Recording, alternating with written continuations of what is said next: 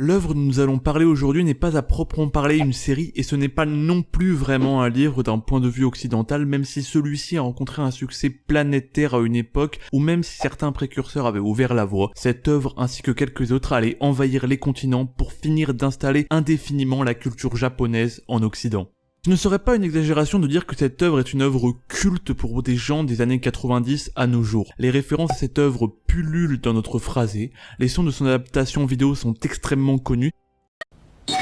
Certaines de ces phrases ou de ces personnages sont même devenus des mèmes. Sorti en 72 volumes de 99 à 2014, vous l'aurez compris, l'œuvre en question est bien Naruto. Waouh, qu'est-ce que c'est que ce truc là? Ne t'inquiète pas, ça va bien se passer. Écrite par Masashi Kishimoto, elle est comme je l'ai dit une œuvre culte pour les jeunes générations et surtout en Occident, grâce à son animation télévisée qui est le facteur principal de sa popularité en Europe ou en Amérique. Le dessin animé se rapproche beaucoup plus de notre culture que celle du manga japonais. Naruto est peut-être le manga le plus connu en Occident, très simplement les seuls héros que pourrait connaître une personne lambda d'environ 50 ans seraient soit Goku, soit Naruto, ou soit Astro Boy, du fait de leurs animés cultes dans leur génération.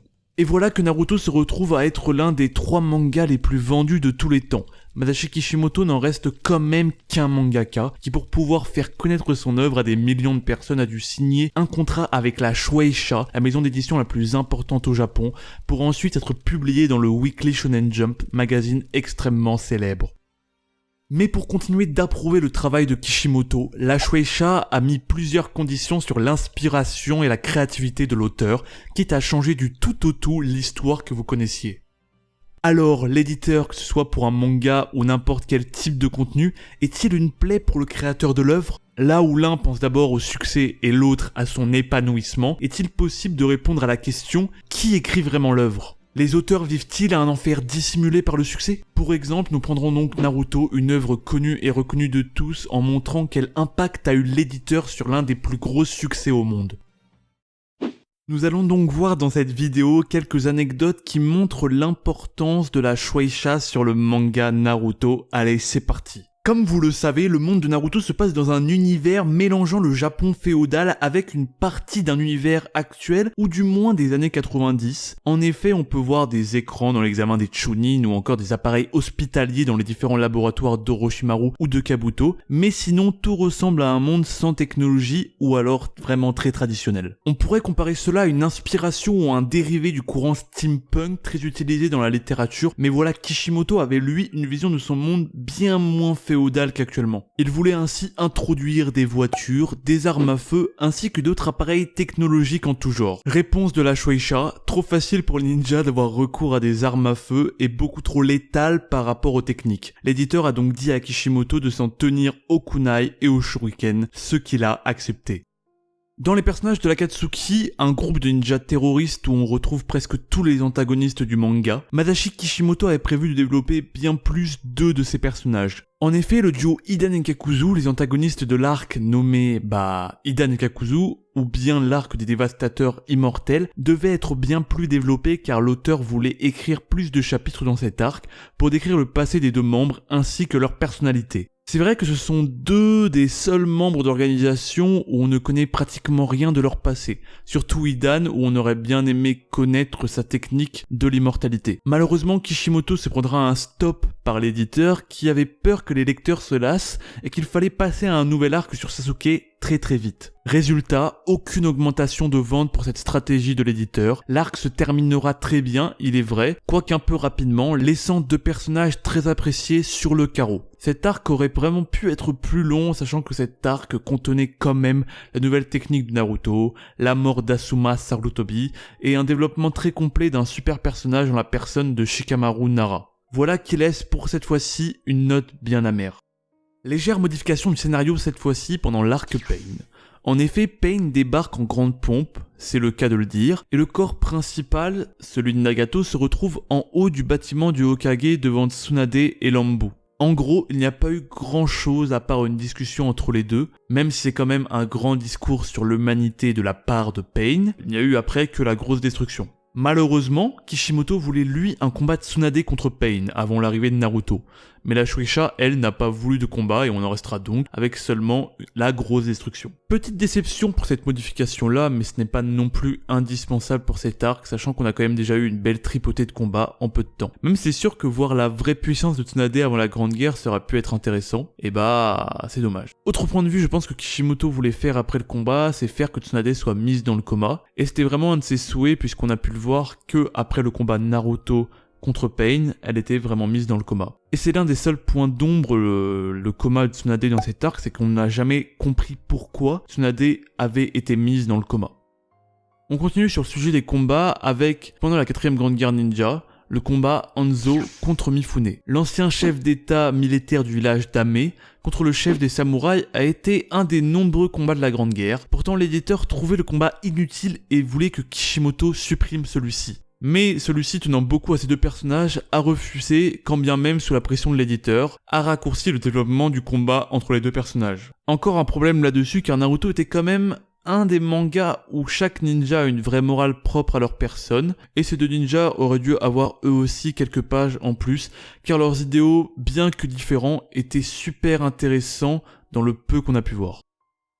Voilà quelques minutes que j'énumère quelques faits plutôt négatifs, mais il faut savoir que pas mal d'aspects que vous aimez beaucoup de Naruto sont là grâce à la Shueisha. Regarde Gaara, un des antagonistes puis protagonistes préférés de beaucoup de fans, eh bien ne devait pas du tout s'appeler Gaara à la base. Kishimoto voulait l'appeler Kotaro Fuma, qui je crois signifie petit garçon du vent, assez long et assez paradoxal avec sa première personnalité. Kishimoto a alors adoré l'idée de la Shueisha pour Gaara, qui est une contraction d'un proverbe qui signifie en gros l'amour de soi et la guerre contre soi, qui correspond beaucoup mieux à Gaara. Étant un personnage les plus importants de Naruto, étant l'antagoniste opposé à Naruto car des passés similaires, il était une des personnes clés dans la réussite du manga avec tous ses enjeux.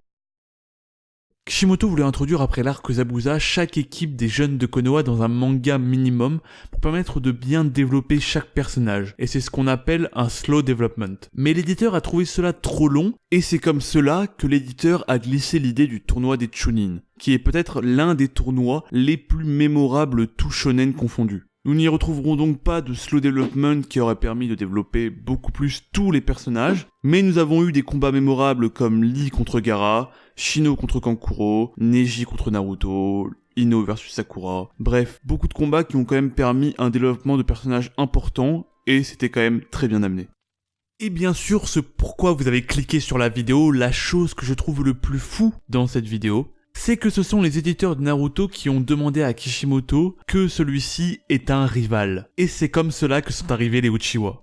Tu peux trouver ça dingue, mais c'est la vérité. La Shueisha pensait que Naruto ferait plus de ventes s'il avait un rival, et c'est comme cela qu'il a eu l'idée de créer Sasuke, et pour parfaire son background, de créer les Uchiwa. Donc sans cette intervention, pas de Sasuke, pas d'Itachi, de Madara, d'Obito ou encore de Shisui, et peut-être même pas de Sharingan, et peut-être même pas non plus de Rinnegan ou de Byakugan ou n'importe quel œil qu'on voit dans Naruto. Oui, c'est beaucoup de suppositions et certaines de ces choses ou de ces personnages auraient pu peut-être être dans le manga sous différentes formes, mais cela chamboule quand même énormément toute l'histoire de Naruto.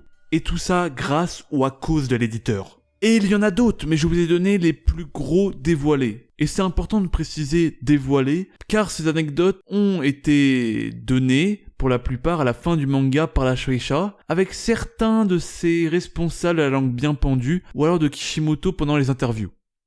Mais bien sûr, c'est la Shueisha qui a dévoilé ce qui la mettait le plus en valeur, comme pour Sasuke et le Uchiwa ou le tournoi des Chunin. Mais beaucoup de théories circulent aussi sur certaines clauses de confidentialité entre l'éditeur et le dessinateur qui ne pourraient pas parler du dernier arc de Naruto qui est la 4ème Grande Guerre Ninja. En effet, beaucoup pensent, et sûrement pas à tort, que l'éditeur a beaucoup influé sur les choix de Kishimoto dans cet arc, et surtout sur la fin. Ayant une fin qui fait extrêmement polémique, le fait de n'avoir aucune info là-dessus paraît donc assez bizarre. On a donc déjà plusieurs cas et c'était surtout un exemple probant et assez connu pour montrer l'influence que peut avoir l'éditeur sur n'importe quelle œuvre. Ensuite, il faut quand même le dire, le monde de l'édition au Japon est sûrement beaucoup plus strict qu'en Occident. En fait, c'est même surtout un problème de culture, on pourrait dire. Le Japon baigne dans une culture où le travail acharné est la raison de vivre des Japonais, qui ont peu de temps libre et surtout qui ont une sorte de sens de l'honneur ou de fierté qui les pousse à travailler le mieux à l'école puis ensuite au travail, et dans beaucoup de cas peut pousser au suicide à cause du déshonneur que peut avoir un travailleur s'il a causé du tort à son entreprise, ou pire encore s'il perd son emploi. Le monde du manga ne fait pas objection à cela car c'est de plus en plus un métier hyper responsable d'un point de vue national. En effet, le Japon compte beaucoup sur ses œuvres pour exporter la culture japonaise, car l'Occident est aussi un énorme marché où il y a beaucoup de demandes et cela continue d'augmenter grâce aux jeunes générations. En France, environ 40% du marché de la BD ne sont que les mangas, ce qui est énorme dans le pays de la bande dessinée. Le PIB du Japon a donc une petite partie qui se crée grâce au manga, qui est toujours en expansion. Des premières œuvres traduites comme Akira ou Dragon Ball ont laissé leur place maintenant à des milliers de parutions sur de nombreux sujets. Le manga est aussi un support d'évasion pour les Japonais qui sert depuis longtemps à inculquer et à donner espoir à beaucoup de jeunes Japonais, notamment dans les années 50, après les guerres ou encore toutes les catastrophes qu'il y a eu sur le sol nippon. Bref, beaucoup de choses sont sur les épaules des mangaka et c'est pour cela qu'il y a beaucoup de roulements autour des mangas proposés. En effet, le magazine le plus populaire, donc le Weekly Shonen Jump, est un peu le Graal pour le mangaka à l'esprit shonen. Il est lu par énormément de personnes et te donne une exposition comme jamais. Sauf que voilà, pour rester dans ce magazine, déjà, il faut charbonner. Comme je l'ai dit, il faut donner à l'éditeur un chapitre par semaine